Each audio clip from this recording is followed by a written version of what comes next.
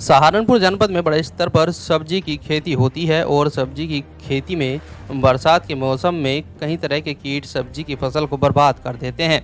उन्हीं में से सबसे मजबूत कीट होता है कमला कीट, जो कि रासायनिक दवाइयों से भी आसानी से नहीं मरता। साथ ही इस कीट की क्या पहचान होती है, यह भी किसान को नहीं मालूम होता। वहीं अगर आपके खेत में कमला कीट का प्रकोप देखने में आ रहा है तो सबसे पहले आप अपने पौधे के पत्तों को देखें। अगर आपको आपके पौधे के पत्ते पीले या फिर सफ़ेद होते दिखाई दे तो आप पौधे के पास में जाकर के उस पौधे के पत्ते के निचले हिस्से को ध्यान से देखें, जहां पर आपको छोटे छोटे हिस्सों में बहुत सारे लार्वा के रूप में कीट दिखाई देंगे। इसका मतलब आपके खेत पर कमला कीट का प्रकोप हावी हो रहा है। कमला कीट जो फसलों की पत्तियों पर बैठकर उनकी पत्तियों को पूरे तरीके से नष्ट कर देता है और पौधे की ग्रोथ रुक जाती है। कमला कीट के शरीर पर लंबे लंबे बाल होते हैं, जिस कारण से रासायनिक दवाइयाँ उसके शरीर पर नहीं पहुंच पाती। इसलिए किसान भाई रासायनिक दवाइयों का छिड़काव के समय उसमें शैम्पू का इस्तेमाल जरूर कर ले। ये जो कमला कीट है, बालदार सूंडी है, इसको जो है ये बहुत ही बहुवच्छी सूंडी होती है। ये बहुत से पौधों को पर आक्रमण करती है। इसकी पहचान क्या है?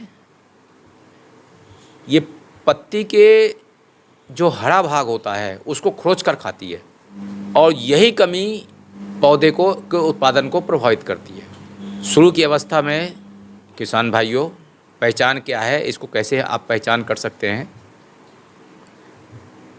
अगर किसी खेत में एक दो पौधे, क्योंकि शुरू की अवस्था में कहीं पौधों में ही इसके लक्षण दिखते हैं, एक दो पौधे, चार पौधे, पत्ती सफ़ेद रंग की दिख रही हो।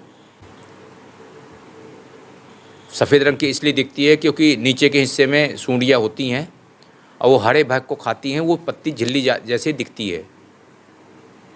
तो अगर सफ़ेद रंग की झिल्लीदार पत्तियाँ दिख रही हों तो आप उस पौधे के पास जाइए और जाने के बाद जब आप देखेंगे कि उस पत्ती के निचले हिस्से में हजारों की संख्या में छोटी छोटी लार्वा, सूंडी की जो शिशु अवस्था होती है, छोटे छोटे लार्वा उसमें चिपके हुए होते हैं और वो हरे भाग को क्रॉस करके खाते रहते हैं।